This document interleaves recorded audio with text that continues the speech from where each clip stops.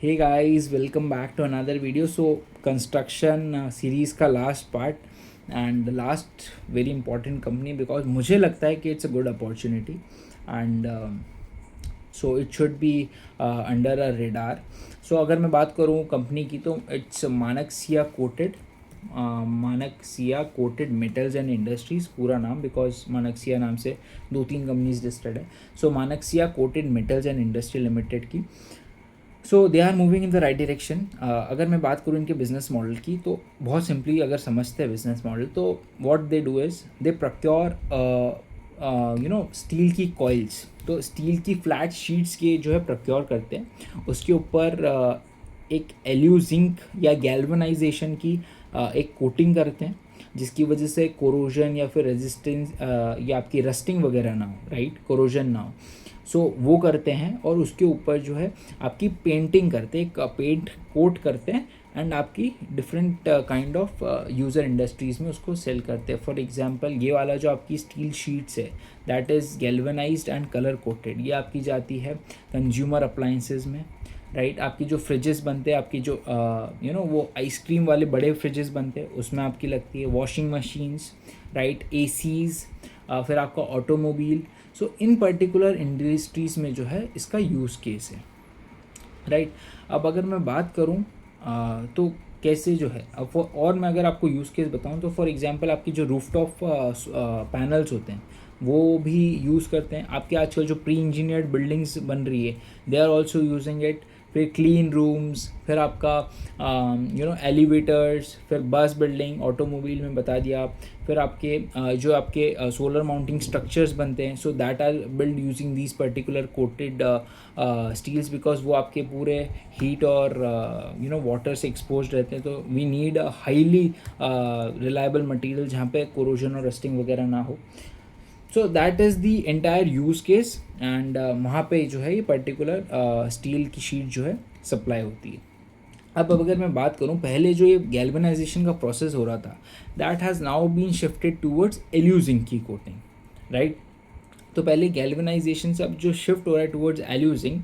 So aluzinc is a premium या value added coating जहाँ पे आपका जो रेजिस्टेंस है, ड्यूरेबिलिटी है, जो कोरोजन रेजिस्टेंस है, उसकी जो प्रॉपर्टीज़ है वो इन्हांस हो जाती है and that is value added as compare to your galvanization. तो आपको अगर अच्छी वैल्यूज़ मिल रही, आपको ड्यूरेबिलिटी मिल रही, आप अगर अच्छे से आप जो है रेजिस्टेंस प्रोवाइड कर रहे हो against your rusting and corrosion तो it becomes a value added product. उसके बाद उस पर्टिकुलर एल्यूजिंग की कोटिंग के ऊपर आप एक पेंट की कोटिंग कर रहे हो एंड और वैल्यू एडिट करके आप जो है उसको सप्लाई कर रहे हो, right. That is as simple अगर मैं जितना समझा सकता था I have try to explain. अब इनका 65% of the business is coming from export and the rest is coming from domestic, right. और एक्सपोर्ट्स में आपके हायर मार्जिन है और आपके जो क्लाइंट्स है they are long term clients and they have good business that is coming. So large corporates है so वहाँ से आपका बिजनेस आ रहा है that gives a long durability of growth and that is what management expects. अब अगर मैं बात करूँ इनकी कैपेसिटी की so at this point in time इनके पास जो कैपेसिटी है in terms of aluzinc line that is around 1,80,000 metric tons. Last year इनके पास 1,36,000 मीट्रिक टन्स की कैपेसिटी थी. अब 1,80,000 मीट्रिक टन की कैपेसिटी हो चुकी है इन टर्म्स ऑफ एल्यूजिंग. अगला टारगेट है to have a capacity of 3,60,000 tons, लेकिन ये FY28 में आएगी. सो अभी इनके पास 1,80,000 मीट्रिक टन है और कुछ अराउंड 65% का यूटिलाइजेशन है. अब मैं बात करूं अगर कलर कोटेड लाइन की तो that is around 86,000 metric tons, right. 86,000 metric tons की इनके पास कैपेसिटी और दे आर यूटिलाइजिंग 100% बिकॉज आपका जो एल्यूजिंग का आउटपुट है that is far more as compare to your steel coating. तो अगर ज़्यादा प्रोड्यूस कर रहे हैं एल्यूजिंग तो उसका जो है 100% आप कलर कोटिंग करके बेच रहे हो और जो रेस्ट बचा है उसको आप जो है एल्यूजिंग की कोटिंग करके सप्लाई कर रहे हो, राइट। तो आपकी ये जो कलर कोटिंग की भी जो सेकेंड लाइन है that is coming in Q2 FY27। सो आप जो है 86,000 से 2,36,000 मेट्रिक टन की कैपेसिटी भी जा रहे हो। सो यहाँ पे भी आपकी कैपेसिटी कुछ अराउंड 2.7x हो रही है। एंड यहाँ पे भी अगर मैं बात करूँ 1,32,000 मेट्रिक टन से आप 3,60,000 मेट्रिक टन जाओगे बाय FY28। सो यहाँ पे भी 2.5 एक्स्ट्रा 2.7x की कैपेसिटी आप करोगे। थर्ड इनका प्रोजेक्ट आ रहा है by Q2 that is around your solar integration. तो 7 मेगावाट का ये प्लांट लगा रहे हैं ऑफ सोलर। सो जो इनकी टोटल पावर कॉस्ट है उसका 50 to 60% will be covered through this particular solar integration. तो जो भी आपकी पावर कॉस्ट है उसमें आपकी सेविंग्स होना स्टार्ट हो जाएगी।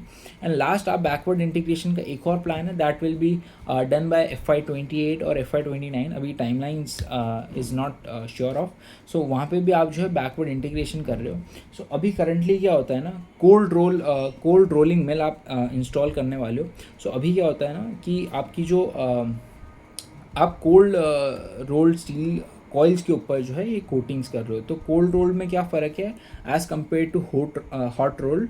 तो उसमें हॉट रोल्ड में क्या होता है, आपकी जो ये सरफेसेस है ये बहुत हाई टेम्परेचर पे आप जब उसको रोल करते हो तो आपकी जो एजेस है वो इम्परफेक्ट होती है या फिर आपकी रफ सरफेसेस होती है।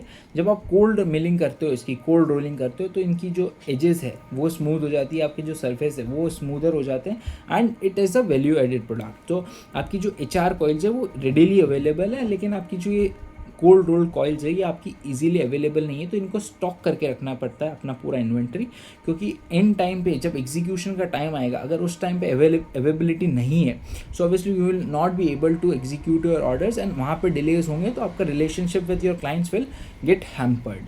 सो वो इन्वेंट्रीज इनको मेंटेन करनी पड़ती है। लेकिन जैसे ही ये बैकवर्ड इंटीग्रेशन आ जाएगा, आपकी ये मिलिंग रोलिंग फैसिलिटी आ जाएगी, तो आप क्या करोगे, हॉट रोल कॉइल को जो है उसी टाइम ऑर्डर करोगे जिस टाइम आपको एग्जीक्यूट करना है, आप उसको कोल्ड रोल करोगे, उसके ऊपर ये गैल्वेनाइज आपका एल्यूजिन की कोटिंग लगाओगे, कलर करोगे और डायरेक्टली सप्लाई कर दोगे। सो ऑब्वियसली जो इन्वेंट्री रखने का जो बर्डन था दैट विल रिड्यूस। तो आपकी जो 50% इन्वेंट्री, जो वर्किंग कैपिटल आपका फंसा हुआ है अभी इन्वेंट्री में, वो 50% से रिड्यूस हो जाएगी आपकी इन्वेंट्री, और बहुत सारा वर्किंग कैपिटल जो आपका अभी invested in the business will get free, जिसकी वजह से आपको जो है फ्री कैश फ्लो मिलेगा from the business. So that is the entire update. अब मैं बात करूँ इनकी कैपेसिटी एडिशन की होने वाली है। आपके एल्यूजिन की अभी 65% पे यूटिलाइजेशन चल रहा है।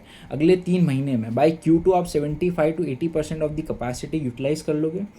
Q4 में आपकी प्रॉब्लम्स आई थी बिकॉज ऑफ रॉ मटेरियल की प्राइसेस फ्लक्चुएट हुए, फिर आपकी गैस शॉर्टेजेस हो गई थी, तो वहाँ पे आपके इनपुट कॉस्ट बढ़ गए थे, तो you were not able to pass on in Q4 itself. So वो पास ऑन आपका Q1 में हुआ एंड उसकी वजह से आपके मार्जिन्स हिट हो गए। तो 5-6% के आसपास आपने एबिडा मार्जिन्स क्लॉक किए थे पिछले Q4 में। अगर मैं बात करूँ Q1 over Q1 of this year, तो अभी कुछ 11% के आसपास हो आप, 10.8% to be precise in terms of EBITDA margin. So आपके EBITDA per ton have improve from 9,700 rupees to 10,400 rupees as of now. And management expects कि ये वाला जो आपका EBITDA पर टन है ये आपका गोइंग फॉरवर्ड और इम्प्रूव होगा।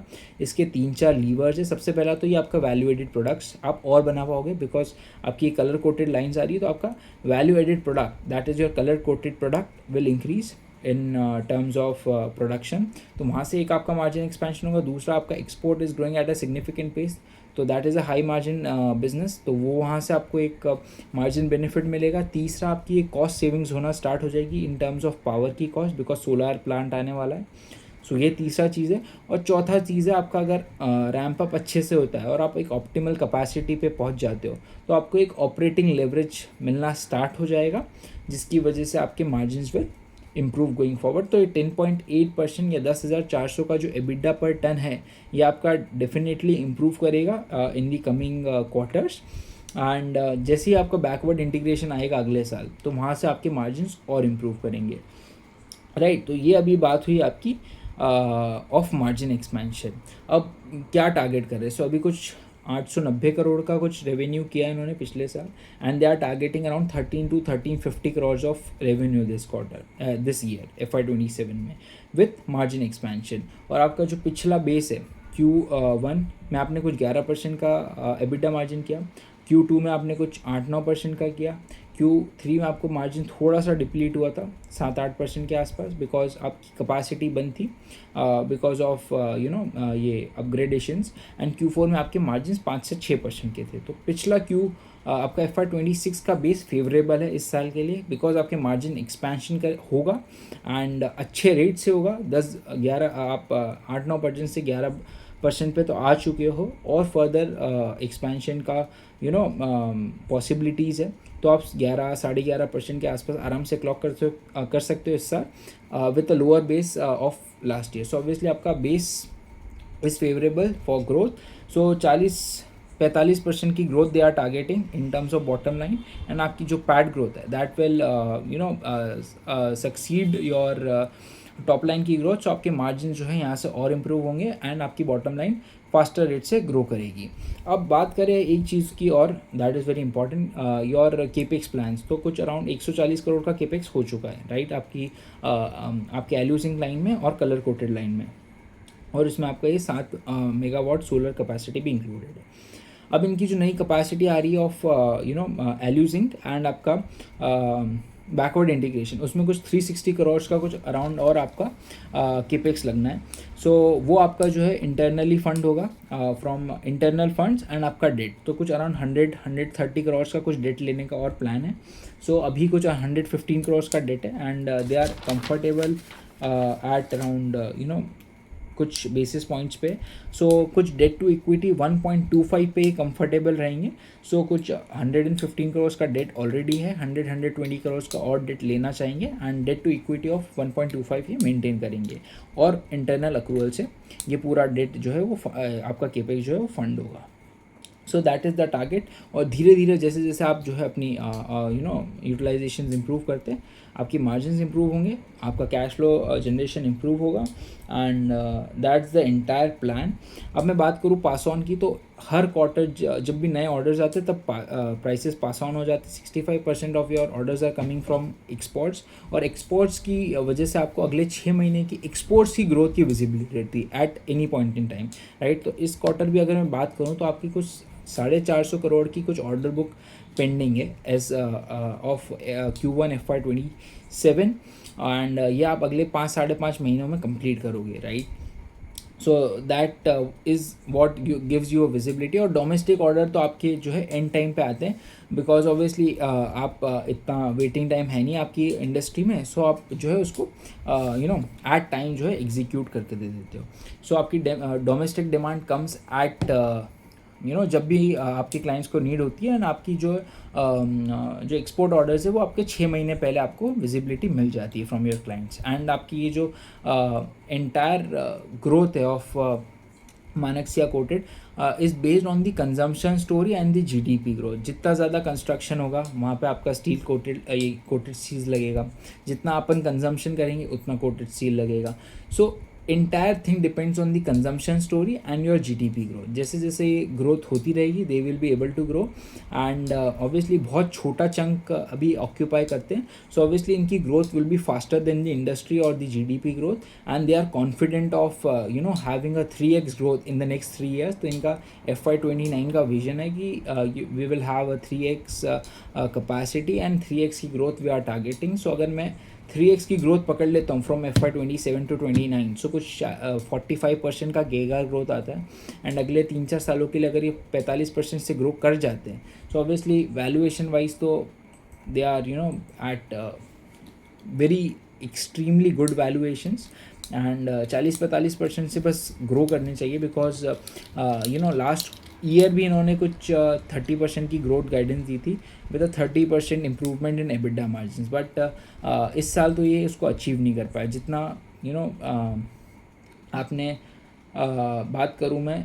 हाँ, FY25 में आपने 15 करोड़ का पैड किया था, इस साल FY26 में लास्ट ईयर आपने 41 करोड़ का पैड रिपोर्ट किया। So obviously there has been a good jump of 2.5x to 2.8x।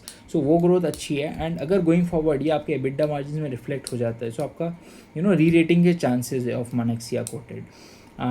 सो या यही अपडेट था on the entire business model and the growth guidance plans और जो भी आपके मार्जिन एक्सपेंशन के प्लान्स है ऑफ मनेक्सिया कोटेड, मुझे अच्छा लगता है पर्सनली।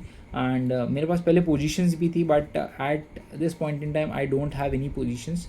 एंड लेट्स सी क्या होता है। एक क्वार्टर और एग्जीक्यूशन में ट्रैक करूँगा।